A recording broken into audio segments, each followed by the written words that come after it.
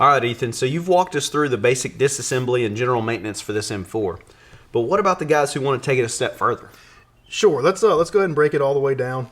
Maybe you have an older one that you notice the action's a little sluggish, or maybe it's been underwater or exposed to a lot of sand, something like that. So we'll start with the bolt. To remove the locking head, we'll first remove the firing pin retaining pin, and I'll remove that with a punch from the left side. Be sure to hold your thumb over the firing pin as it's under spring tension.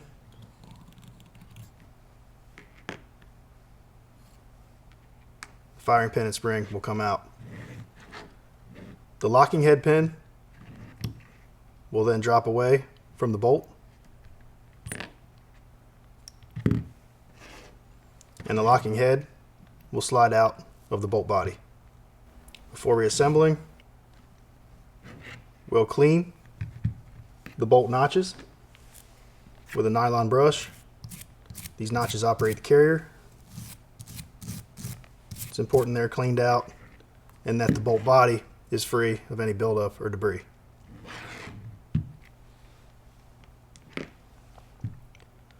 Also clean fouling from the locking head, and be sure the firing pin protrudes through the hole in the locking head. To clean this, you can use the firing pin itself or a small drill bit of similar diameter. Just spin the drill bit in by hand to remove debris.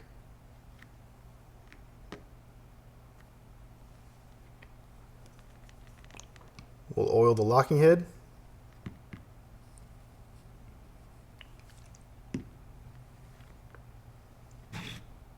And push it back in the bolt body.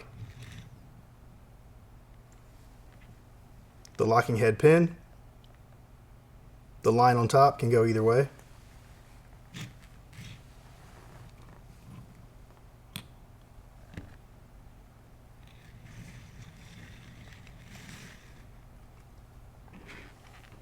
Push the firing pin through the firing pin spring and insert it into the back of the bolt. The firing pin retaining pin can then be pushed in by hand. And that's the bolt. We'll leave the handle out for now so we can put it back in the receiver. Okay, that seemed easy enough. What about this Argo system? I'm pretty intrigued by that. Yeah, there's some pistons here that we'll want to clean. You'll notice these need to move freely, and if they're not, if they're seized, then this is going to have to be done.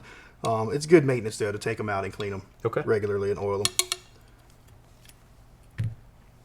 So to do that, there's two gas plugs, this one and this one, and you take a punch, slide it into the holes on the front of the plug,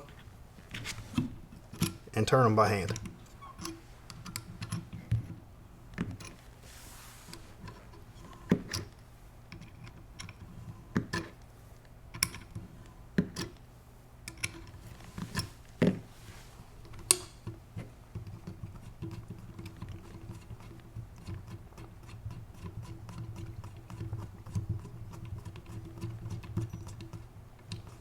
There's also an O-ring on the bottom of this plug, so you may need to pull just a little, just because of that O-ring. But once that plugs out, this piston will slide forward and right out of the gas block. Oh wow, okay. Yeah, and there's one on each side. So same thing for the left side. We'll take our punch, push it in the front of the gas plug, and break it free.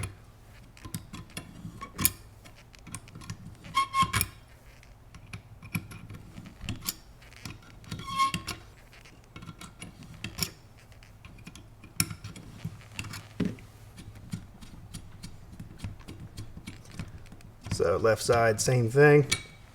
Pull the plug out. Slide the piston out. And these can be an area of a lot of carbon buildup. Okay. So you can take a nylon or a wire brush these off. Make sure they're clean. Oil these. Also in this gas block in the barrel, take maybe like a pistol caliber brush, Okay. and brush this block out. Make sure it's free and clear. And of course, the bore. Mop out the bore. Okay. So before reinstalling these, I like to apply some oil.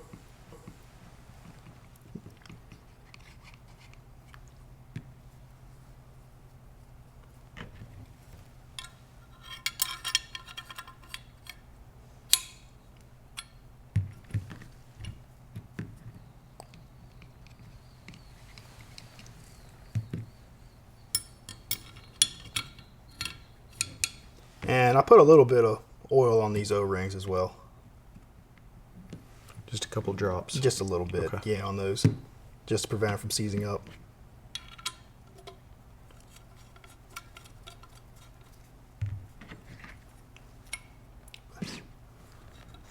Then we can reinstall the gas plugs. Start them by hand and finish tightening with a punch.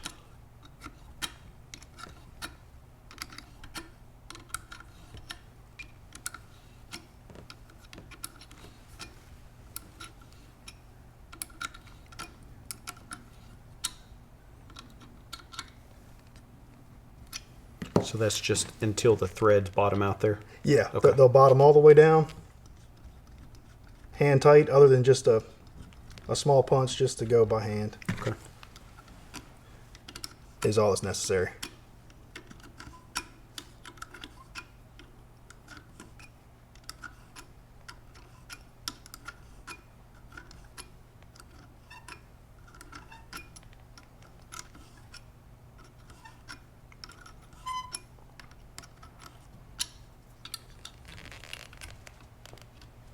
And for the Argo system, that's basically it. It's clean. So it's very different than a lot of gas-operated shotguns.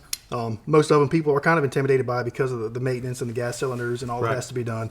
For a Benelli, that's Yeah, it. Seems pretty simple. It is.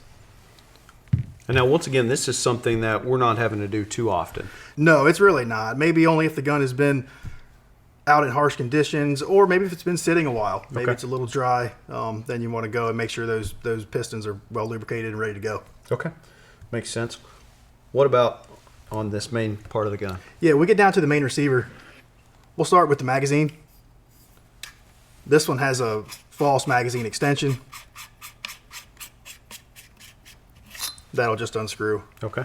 Some people have 2-round magazine extensions. They'll come off the same way. Unscrew Okay. the extension. And we can set that out of the way for now. So from there, there's a magazine spring retainer, which I just use a flathead screwdriver to pry it out.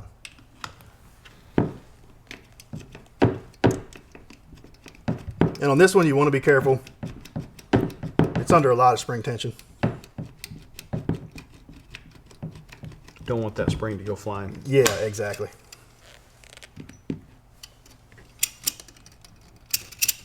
So in there we have a magazine spring retainer. We have a magazine spring. And at the bottom, there is a magazine follower. Okay.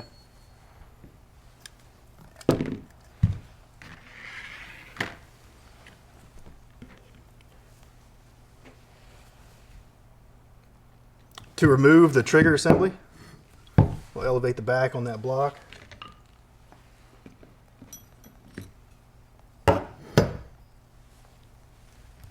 There's one pin in the receiver.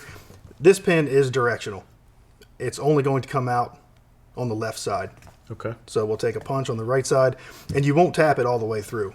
There is a snap ring in here that holds the pin in place.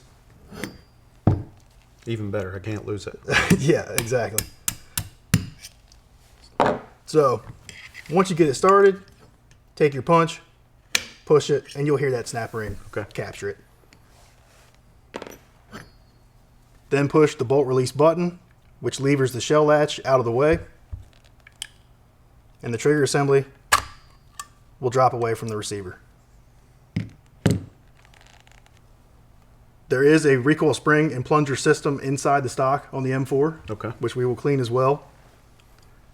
To remove an M4 stock, the entire thing will unscrew from the receiver.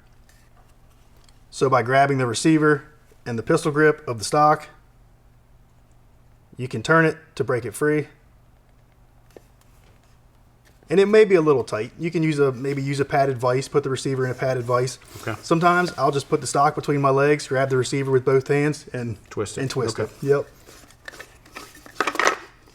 But you can see the whole entire stock comes off. Yeah.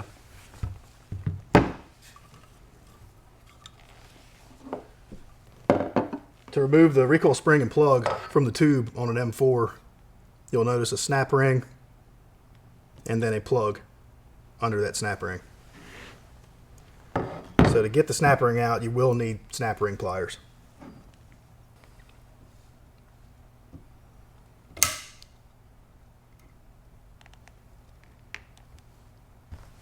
To then remove the recoil tube plug, this plug unscrews pretty easily. Reach in just with a large flathead screwdriver, and lots of times you can even take your finger. These are under spring tension as well, so be careful. There's the recoil tube plug and the recoil spring. And these are a little heavier than the springs in the inertia guns, so be careful. And in the tube, we have a one-piece solid plunger.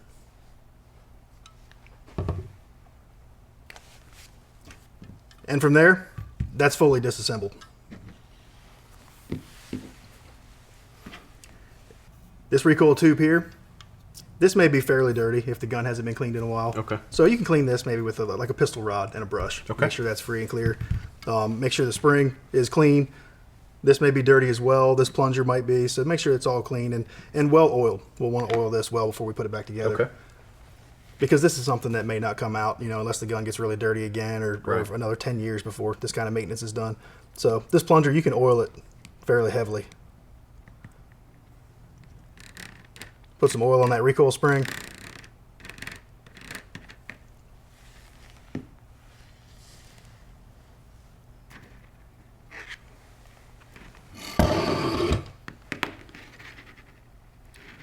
So the recoil spring plunger and spring go back in the tube. And that's a heavy spring, so be careful. That plug, I normally just take my thumb, start it by hand.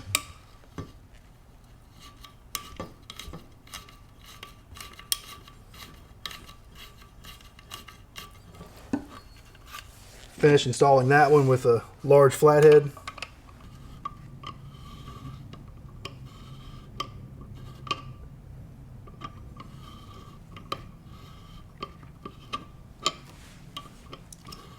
Now, does that bottom out when it's finished, or is that... This one doesn't. Normally, I'll put it in so you can see a couple threads. Okay. Because the snap ring will actually snap in to those threads. So, like when we took it apart, you'd notice about two and a half threads there. Okay. On the back of that plug that were exposed.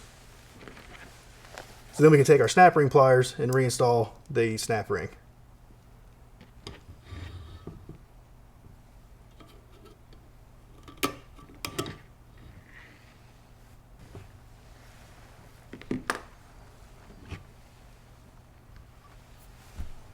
And the last thing to clean will be the trigger assembly. Okay. And really the best way to clean this is with compressed air. So I'm going to go ahead and turn the safety to the fire position. Hold my thumb over the hammer and pull the trigger. And that'll release the hammer. Okay. And then we can take compressed air, and I actually have this air tool here.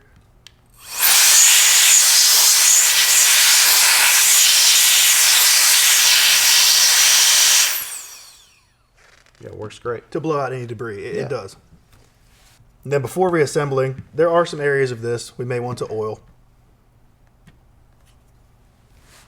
The hammer spring cap, down in the hammer spring well, the trigger, the disconnector, a little bit on the carrier spring. Not too much. Just a little bit to lubricate and prevent rust. Yeah, just a light coat. You're kind of rubbing it in a little bit. Yeah, Yep. exactly. Okay. And then from there, we can go ahead, leave the cross bolt safety in the fire position, and you can recock the hammer. Okay.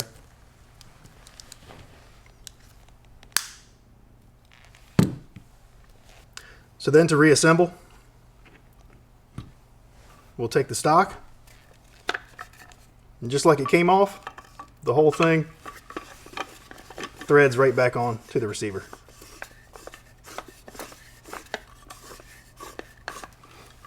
And then once the stock is realigned with the receiver,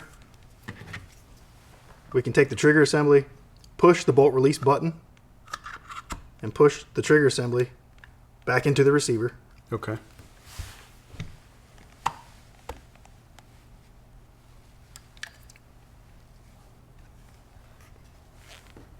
And then our trigger guard pin, we can tap it back through.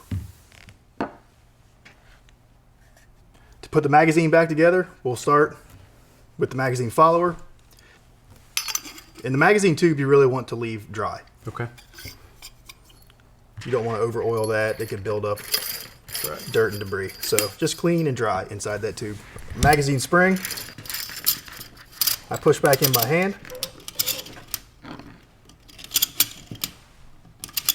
And we have to be careful here. There's a lot of spring tension. Take the magazine spring retainer, push it down in the top of the tube.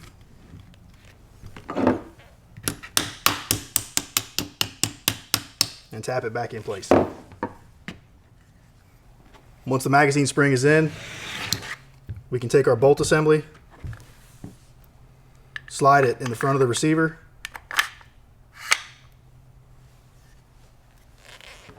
take the bolt handle, twist it and push at the same time.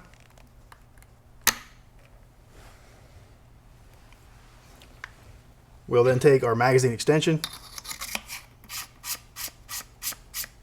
thread that onto the magazine tube.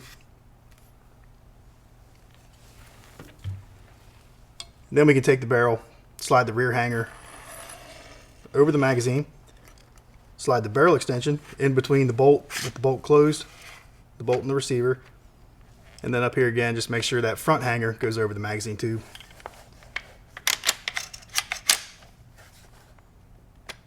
And once we get it there, we can install our forend.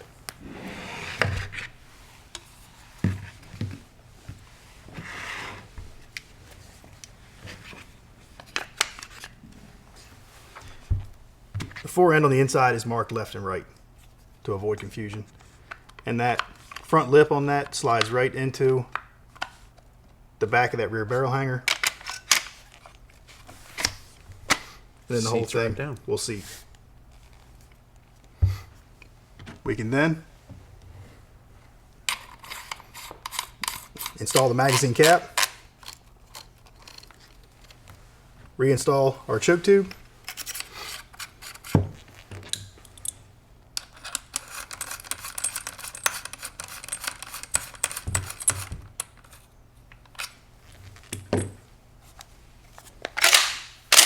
and it's clean and it's ready to go. That's it. That's all it is. Well, Ethan, there's certainly a lot to that, but looks very doable. The good thing for most of us is we're not going to have to go to that level of maintenance very often. Absolutely. For more information on your Benelli M4, refer to your owner's manual or check out BenelliUSA.com.